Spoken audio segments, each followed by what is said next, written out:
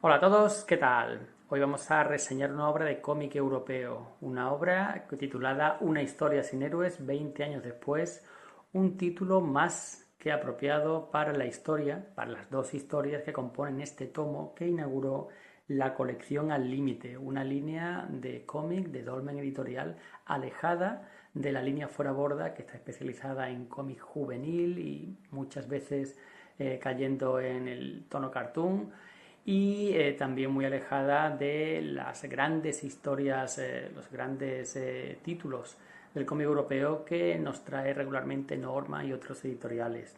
Esta historia sin héroes es el ejemplo perfecto de esta línea, esta colección al límite.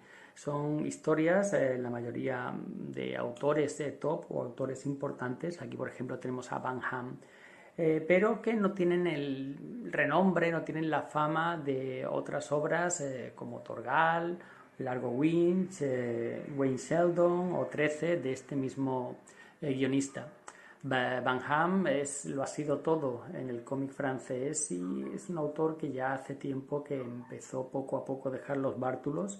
Sus principales series, ya las he nombrado, 13, Largo Winch, Torgal, ya ha ido pasando el testigo a diferentes colaboradores o a nuevos guionistas, mientras que él se ha quedado solo con los guiones de Wayne Sheldon y alguna historia corta puntual. Pero hace tiempo, al principio de su carrera y en el cenit de esta, era un guionista súper prolífico que podía sin ningún problema sacar adelante todas estas series y además tener tiempo e imaginación para crear historias autoconclusivas como esta.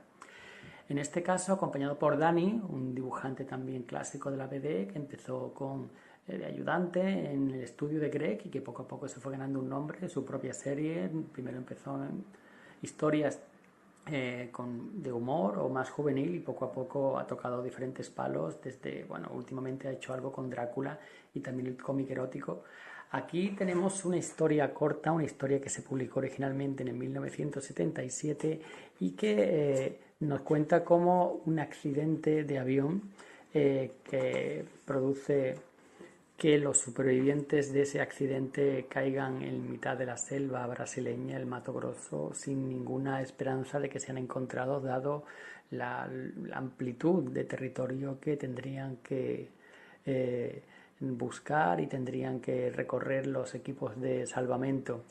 Es un grupo variopinto de diferentes nacionalidades, diferentes edades y diferentes mentalidades, todos unidos por esta desgracia y que se encuentran en una situación desesperada.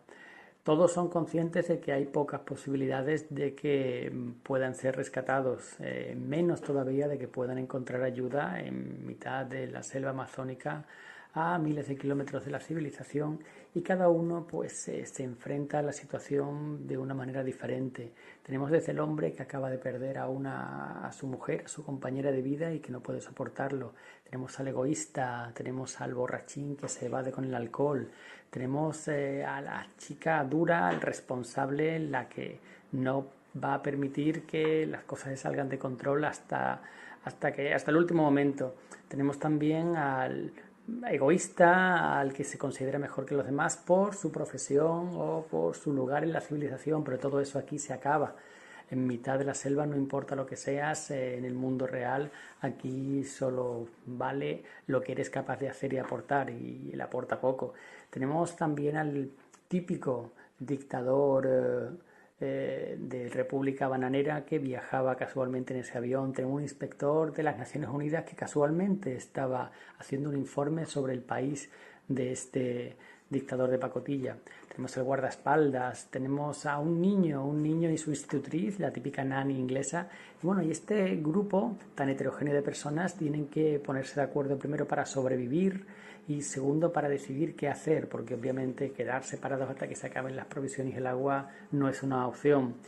Es una trama que hemos visto mil veces, hay una película incluso muy famosa, Perdidos creo que se llama, o algo así, en la que ocurre algo parecido pero en una montaña helada.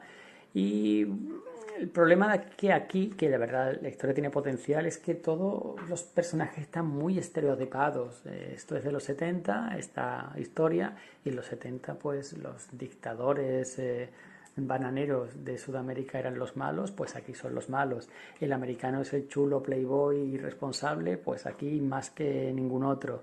La chica atractiva pero con temperamento y que no se deja milanar, pues ya la tenéis aquí. La nani inglesa que, bueno, no se quiere dar cuenta de la realidad de la situación y se sigue comportando como si estuviera en el club de campo.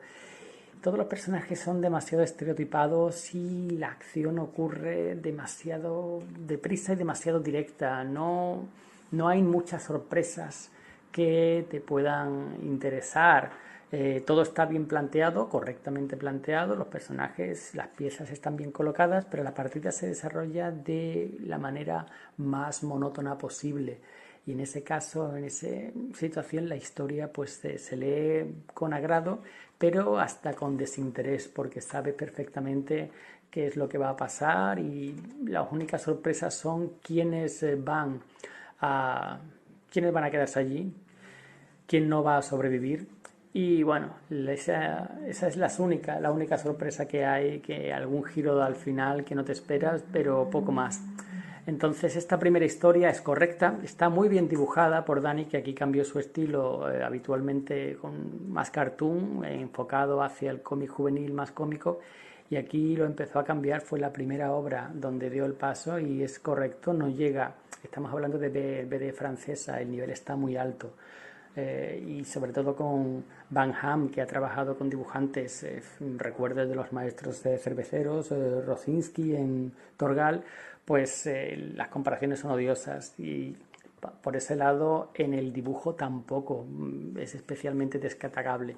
Pero la cosa cambia cuando la historia acaba, cuando voy a pasarla para que no haya spoilers. Y llegamos a la mitad del tomo y nos encontramos con un escrito del propio Largo Winch, una carta, aquí lo tenéis, que dirige hacia Van Ham. Bueno, eso es una broma privada, un típico ya del dibujante, del guionista y este personaje, en la que le cuenta algo que escuchó en uno de sus viajes, en una de sus... Y acto seguido se abre la siguiente historia, que nada más verla ya vemos un cambio de estilo, siendo el mismo dibujante totalmente diferente. Aquí los lápices están, no sé si el color o mucho mejor aplicado, no sé cómo decirlo, pero se nota el cambio y el cambio es a mejor. Y nos encontramos a los mismos personajes que vimos en la primera parte 20 años después, con la curiosidad además de que el primer álbum se publicó en el 77 y este segundo álbum 20 años después, en el 97. Ignoro si eso estaba premeditado o fue algo que surgió conforme pasaba el tiempo y a los autores les apeteció volver a colaborar y la broma privada de los 20 años, pero el caso es que funciona muy bien. La madurez de los personajes, que se ve el cambio físico en todos ellos, y la madurez también de los lápices del dibujante, que ha mejorado muchísimo.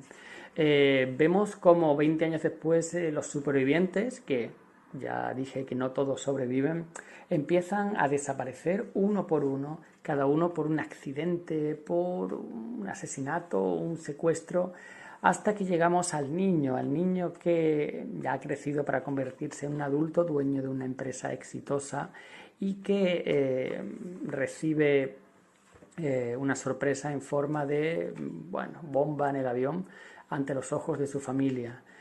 Todo esto no es más que una cortina de humo para secuestrarlo, y es que le explican en ese avión que hace 20 años cayó en el Amazonas había algo muy importante para los servicios secretos israelíes y que ahora ha salido a la luz y están asesinando a los supervivientes para evitar que cualquiera de ellos pueda identificar el lugar donde ese avión cayó y puedan recuperar esos documentos, esa información tan importante. Bueno, a partir de aquí se desencadena una trama que, al contrario que en la primera parte, si en la primera era lineal, aquí es una trama a múltiples niveles, con flashback, con diferentes viajes a lo largo del mundo y la inclusión de personajes nuevos en forma de agentes secretos, en forma de antiguos oficiales de las SS y una vuelta a ese infierno verde por parte de los supervivientes, los que quedan y los que se esconden. La segunda parte es mucho mejor, mucho más dinámica, ya en los personajes no están tan estereotipados y no hay tanto esfuerzo por parte de Van Hamme de subrayar lo duro que es la situación, de subrayar la tragedia, de llegar hasta el límite de la credibilidad. El dolor y el sufrimiento. Aquí se dan pinceladas, aquí incluso se sugieren cosas a través de conversaciones, de miradas, de detalles, y queda bastante mejor, mucho más creíble, menos forzado es la palabra. Así que en conjunto, la evolución de los personajes, una evolución bastante sorprendente en algunos casos, la mejora del dibujo, la mejora del guión, sobre todo de la caracterización de los personajes por parte de Van Hamme y ya no necesita esforzarse tanto para subrayar lo obvio, pues hace de esta segunda parte una muy entretenida con varios giros que te cogen de sorpresa y que realmente he disfrutado. Y bueno, en cuanto a la edición, una edición muy buena.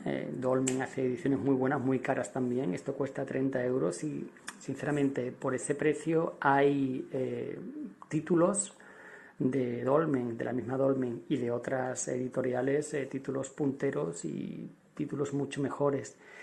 El talón de Aquiles de esta línea es el precio, porque en cuanto al formato es tapa dura, formato europeo no del todo, un poquito más reducido, como el formato que se usa, por ejemplo, para los maestros cerveceros también, y mucha información sobre los autores y sobre la obra. Así que en ese aspecto, vamos, ni un pero. Y nada más. Si lo encontráis por ahí más barato y os gusta este género de aventuras, espionaje y acción, no lo dudéis. A precio original no lo recomiendo. Un saludo y hasta la próxima.